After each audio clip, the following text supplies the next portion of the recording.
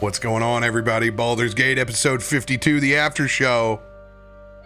What an emotionally charged episode this was. Yeah, it was pretty intense. Holy moly. Was not expecting this at all. I really thought we were like going straight into the festival and we were gonna start figuring that out, and then like things just flowed. All it took like, was the scry. I knew. Yeah. I knew. Hey, you had good energy at the beginning, like talking about your books, your character. Oh like, my God. You got some really good Asher background. I could have done 3 hours of y'all. Yeah. It was one of, I mean, I don't know. It just worked out. It kind of worked out that way. Like, I don't know. Like, kind of like what you said at the halfway point radio, where it was like, Gitzi does such a good job of just like a wave eroding away rock, like just over time. She knows how to work her metal. Like, yeah, she's just able to like break it down, and got to a point where it was like he wants to talk about it, but he just doesn't know how to, and he's so frustrated with himself and everything that he's, you know what I mean? Like it just came out, and he was just like, and I tried several times to not say anything, and then I was like, no, I think he's gonna get to a point where he's gonna let some stuff slip, and then it's like, okay, well, now that I've let that slip, I can't just let it be. So yeah. Gitzi as the character has this great effect that I can always remember and trace back to my mom, that there's 90% of this sage wisdom that's in there, but then sneaks in and gets away with their bullshit because the other 90% covers it up. Yes. Yes, 100%. And you makes do her more bearable, I think, to have some awful parts, like being able to call other people hags. 100%, like, okay, good. dude. No one likes a perfect person. No, you are. I couldn't play one anyway. Oh God, you do it so well. You like it's a great spin on being a paladin. I love it. It's great, which Jin can't handle at all, which is perfect. You get to. It's a good balance. It's a good balance. You want to have that in a party. No, I loved it. So, yeah, I think I see, at least from Asher's perspective, and I guess this will be something, but I think Asher genuinely, like, I mean, he didn't grow up with any kind of like mother figure in his life. Like, I mean, because let's be honest, I don't even know really what happened in my backstory now. like he had this perception of it, and now it's like everything's kind of turned upside down, and he's just got to figure out, like, he's scrambling to figure out what everything means, and he doesn't know. But he's never really had that like kind of motherly figure, and it's this weird thing where it's like, I don't know, he sees Gitzi as like both that figure for him, but then also as like this like understanding friend, because he's kind of at a point where he's so like, he's kind of closing himself off, that he's like, Jinrid and Josiah are assholes and they don't care, even though I know they do, but he's like, no, they don't care about anything, and then now it's like, well, Aelun left and is like, what, joining this cult, and he's like, what, are we not like, like what the, like, and so then now Asher's like, am I putting way more into this than I thought? Like, but like the only person that he feels like is consistently like you said, kind of work that metal is Gitzi. And so it's like, I don't know, he's just kind of like, I feel like there's this like attachment there of like, and then of course, when you brought out the friendship rings, I was like, oh man, this is like the fact that you already had that after like this thing just happened, that was not planned. It was just like, of course, like it was so good. I'm gonna buy some cheap ones off of Amazon. Ring pops.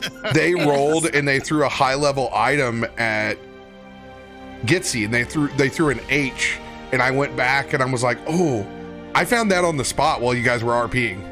That was perfect for us. And I was like, ooh, let me see if I can't find something that is multi-purpose.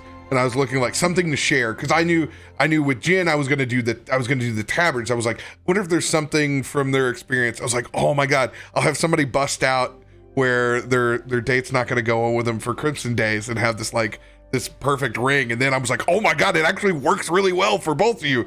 Like, the story was like, it was like spot on, and I'm like, how did he know? How did he know? I'm like, what? It aligned. The stars are moving. No, you guys, like, you guys manifested all of that. I literally was like, yeah, we're gonna like, have a little bit of talk, and then we're gonna go back to the elf song. We're all gonna meet up and be like, where the hell's Aelun? Now we'll see him at the festival, and then that was that. We were gonna move on, but like then me diverting those resources in our current setup allows me to I have 8 PDFs open with those magic items and tables. I'm able to access them quicker if I'm not inside that piece of RP.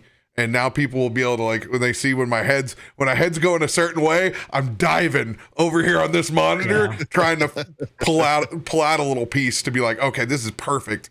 Well, I think it helps with the flow too, right? Like instead of like, okay, this episode we're, unless it's like a big boss fight dungeon thing or whatever, and it's like, okay, here's a bunch of loot, but like it's like it felt that was such a good narrative piece, and then with Jinrid like coming in, I was like, man, this is really good ways to like work in those items that like, have been procured in a natural kind of way. I'm starting to be prepared on all that. It's a lot of data to parse to get it to where you're like, okay, I'm looking for an item that 2 people can share that's meaningful in a certain way. And I'm starting to get that divided up now where I know where to peer and look and to be able to parse it out. And that makes all the difference from me being like, oh, here's a piece of meaningless loot versus like something you guys manifest through RP that matters. And look, it started that way. Like, what creepy foreshadowing that is. Like, it starts with you two in a friendship ring, and it starts with us in a bromance, and it ends that way, us going the opposite ways.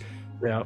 In a heated discussion. Like I said, I already told in the episode, you used a scry, you learned some principles about the scry. Technically, with him being unconscious with the one-on-one, should have been nothing. But I want to give something, give a little piece, which is more infuriating and frustrating than it is helpful. Yeah. So, but I think now at least there's like this, whatever actually happens, right? Like I think there's an air of like guard, like we're on guard, but like mostly more of like alertness. I guess is probably the better, at least us on the front. You guys are gonna be shit faced. Well, Maybe I don't. not. I don't think so. I think that like it's gonna, for them, like they're gonna have their drink, but like at the same time, like this sucks. Like it's gonna be like, well, it was a party. Yeah. And they're gonna try to vicariously live through Table 47 as much as they can, but at the end of the day, their friends aren't there all at Crimson Days like they had hoped for. And there's gonna be a little existential dread that sets in, the fact that they're like, why did we let Rook and Aelun be by themselves for so long without like having points to check in, and like and I'm the one who praised him at the very beginning, like, hey, good for you, you got rid of the leash, you get to go be your own man for a little bit, and this is what he did.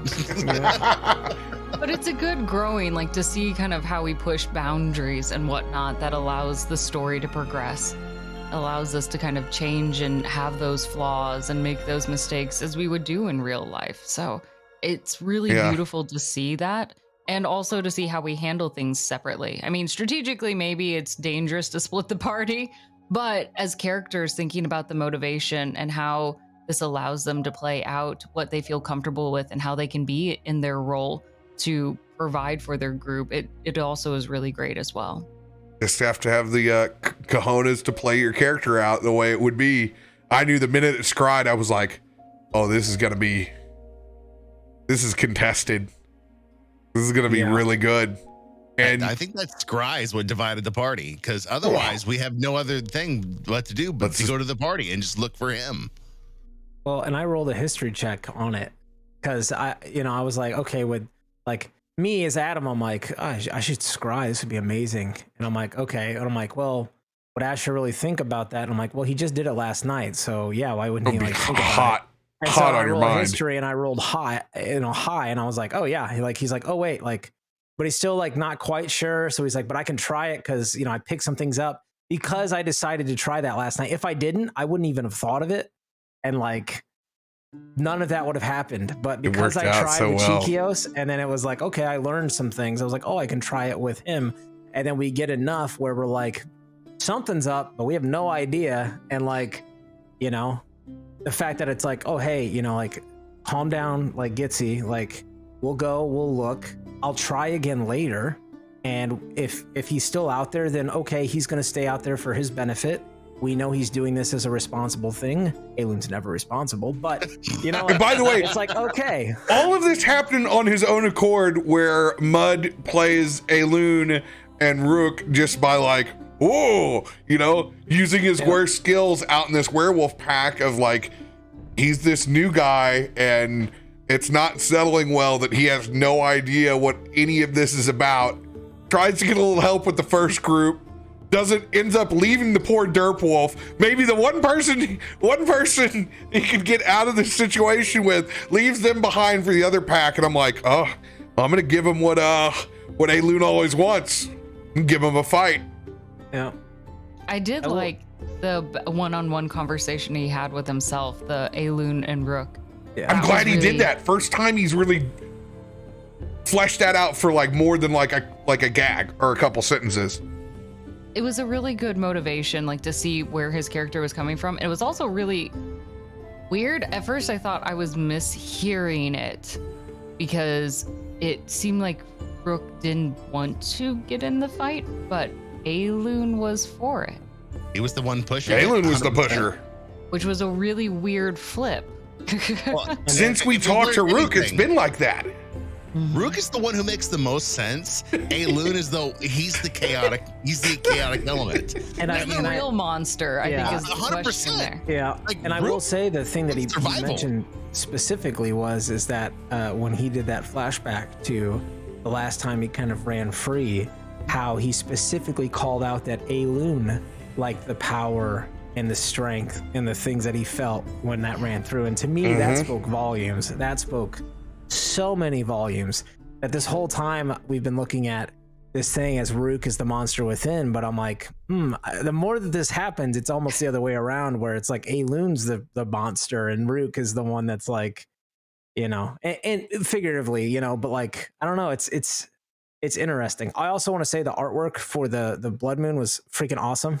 And that whole shimmering city that's like, I'm like, oh, this is freaking like, part of me is like, I want to stop it, but then there's part of me that's like, I don't want to stop it because I want to, like, that's going to be a whole cool thing of this like Crimson City or whatever. I'm like, I don't know what's happening, but I'm like, I'm here for it either way. It's going to be cool. I'm in for this. Yeah.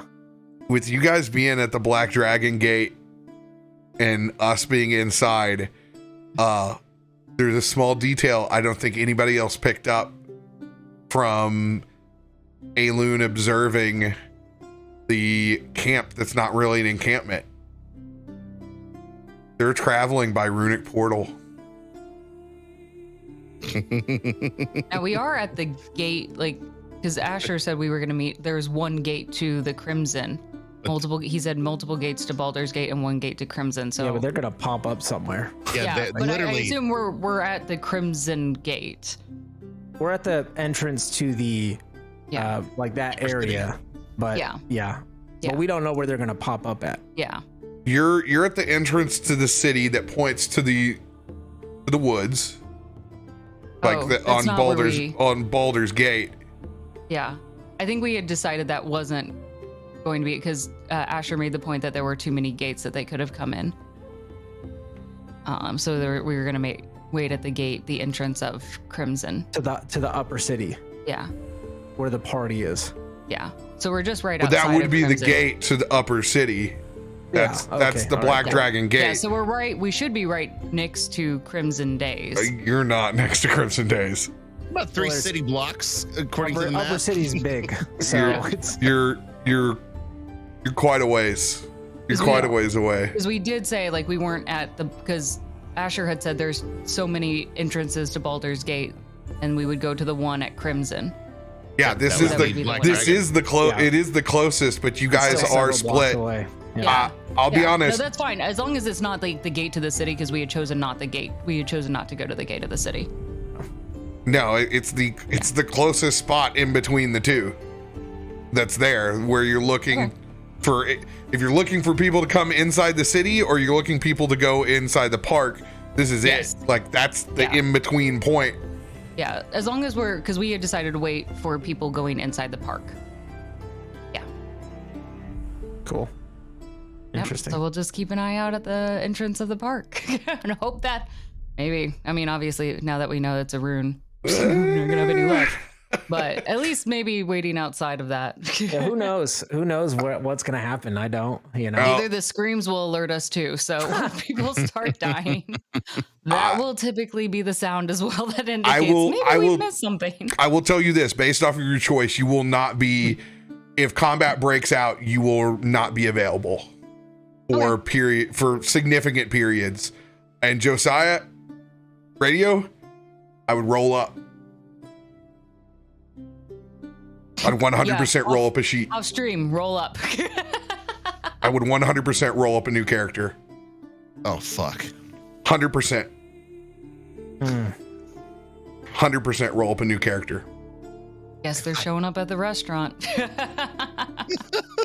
100% roll up. 48. I have little faith that the two of us together, impending what has been laid out, can survive.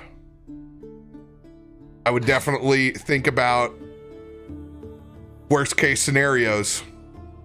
Wow, that's a piss poor to leave my my Thursday morning. And that is where Are you we sure will you leave don't wanna this. come hang out at the gate with the rest of us now? Where you'll live? We'll see. We're the ones at the party getting decisions. attacked. We'll see how it goes. Sucks to have the meta information at the same time, but that's where we'll be. We'll see how table 47 fares before others can get there. You'll see that next week. Love y'all.